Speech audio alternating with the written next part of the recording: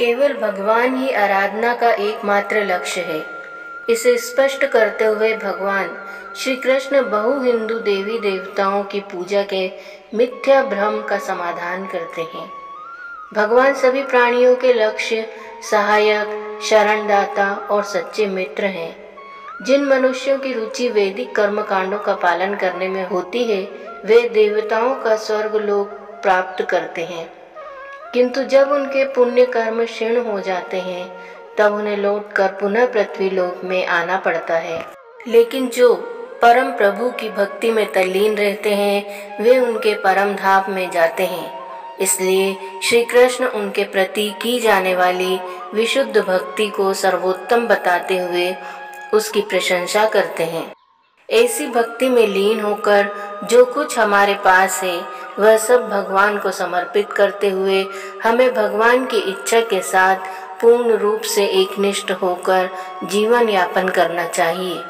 ऐसी शुद्ध भक्ति पाकर हम कर्म के बंधनों से मुक्त रहेंगे और भगवान से गूढ़ संबंध स्थापित करने के लक्ष्य को पा सकेंगे। आज इस वीडियो में श्रीमद् भगवद गीता के अध्याय 9 राज विद्या योग के दूसरे भाग में हम यही जानेंगे। 11वें श्लोक में श्री कृष्ण कहते हैं, जब मैं मनुष्य रूप में अवतार लेता हूँ तब मूर्ख लोग मुझे समस्त प्राणियों के परमात्मा के रूप में पहचानने में समर्थ नहीं होते। 12वें श्लोक में भगवान श्री कृष्ण कहते हैं, प्राकृत शक्ति से मोहित होने के कारण ऐसे लोग आसुरी और नास्तिक विचारों को ग्रहण करते हैं। इस मोहित अवस्था में उनके आत्म कल्याण की आशा निरर्थक हो जाती है और उनके कर्मफल व्यर्थ हो जाते हैं और उनके ज्ञान की प्रकृति निष्फल हो जाती है। 13वें श्लोक में भगवान श्री कृष्ण कहते हैं, हे पार्थ, किंतु महान आत्माएं जो मेरी दिव्य शक्ति का आश्रय लेती है, वे मुझे समस्त सृष्टि के उद्गम के रूप में जान लेती है। वे अपने मन को केवल मुझ में स्थिर कर मेरी अनन्य भक्ति करती है।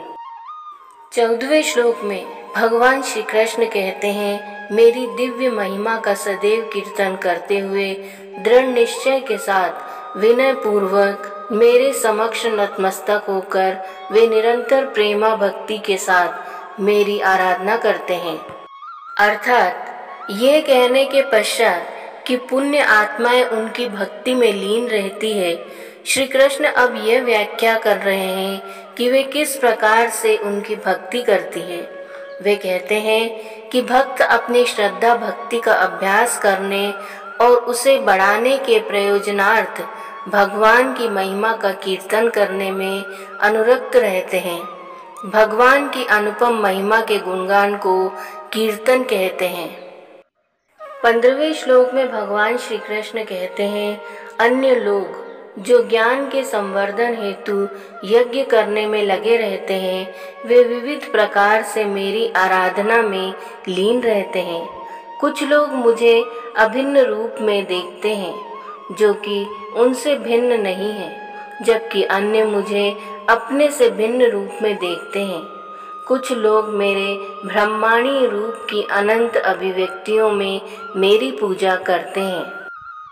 आगे 16वें और 17वें श्लोक में भगवान श्री कृष्ण कहते हैं, मैं ही वैदिक कर्मकांड हूँ, मैं ही यज्ञ हूँ, मैं ही पितरों को दिया जाने वाला तर्पण हूँ, मैं ही औषधीय जड़ी बूटी और वैदिक मंत्र हूँ, मैं ही घी, अग्नि और यज्ञ का कर्म हूँ, मैं ही इस ब्रह्मांड का पिता, माता, आश्रय और पितामह हूँ, मैं ही शुद्धिकर्ता, ज्ञान का लक्ष्य और पवित्र मंत्र ओम हूँ, मैं ही ऋग्वेद, सामवेद और यजुर्वेद हूँ।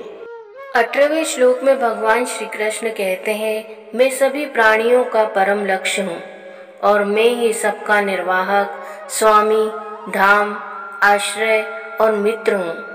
मैं ही सृष्टि का आदि, अंत और मध्य और मैं ही भंडार ग्रह और अविनाशी बीज हूँ। 19वें श्लोक में श्री कृष्ण कहते हैं, हे अर्जुन, मैं ही सूर्य को गर्मी प्रदान करता हूँ तथा वर्षा को रोकता और लाता हूँ।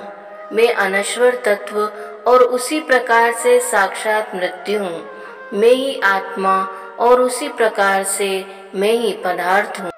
अर्थात पुराणों में यह वर्णन मिलता है कि जब भगवान ने ब्रह्मांड की रचना की तब उन्होंने सबसे पहले जन्मे ब्रह्मा को प्रकट किया और फिर उन्हें आगे सृष्टि की रचना करने का दायित्व सौंपा।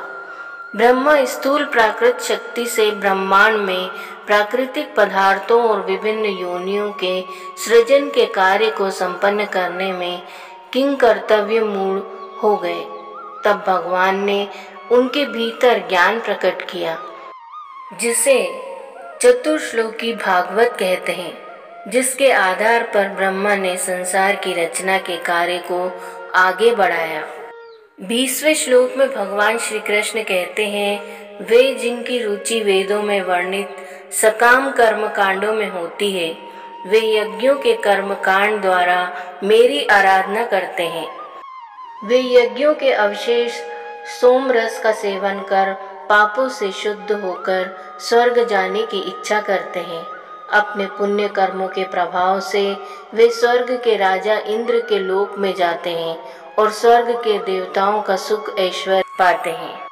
21वें श्लोक में भगवान श्री कृष्ण कहते हैं, जब वे स्वर्ग के सुखों को भोग लेते हैं और उनके पुण्य कर्मों के फल क्षीण हो जाते हैं, तब फिर वे पृथ्वी लोक पर लौट आते हैं।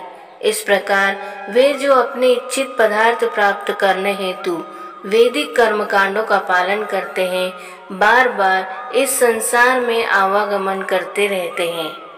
अर्थात श्री कृष्ण यहाँ पर ये स्पष्ट करते हैं कि स्वर्ग लोक के देवी सुख अस्थायी हैं।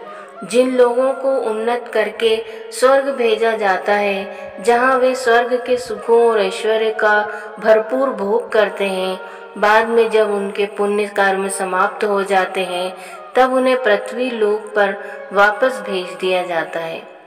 स्वर्ग लोक को प्राप्त करने से आत्मा की चिरकालिक खोज पूरी नहीं होती। हम भी अपने अनंत पूर्व जन्मों में वहाँ पर कई बार जा चुके हैं, तथापि आत्मा की अनंत सुख पाने की भूख अभी तक शांत नहीं हुई। सभी वैदिक ग्रंथों में इसका समर्थन किया गया है। 22वें श्लोक में भगवान श्री कृष्ण कहते हैं, किंतु जो लोग सदैव मेरे बारे में सोचते हैं और मेरी अनन्य भक्ति में लीन रहते हैं एवं जिनका मन सदैव मुझ में तल्लीन रहता है, उनकी जो आवश्यकताएं होती है उन्हें मैं पूरा करता हूँ और जो कुछ उनके स्वामित्व में होता है उसकी रक्षा करता हूँ। भगवद गीता का तीसरा भाग हम अगले वीडियो में सुनेंगे।